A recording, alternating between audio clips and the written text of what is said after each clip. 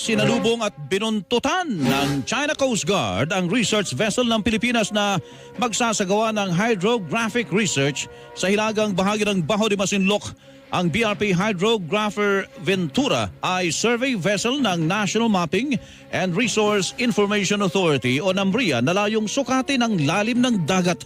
Naka-escort sa barko ang BRP Gabriela Silang ng Philippine Coast Guard. Batay sa mapa, 35 nautical miles lang ang distansya nito mula sa baybayin ng Pangasinan na pasok sa ating exclusive economic zone.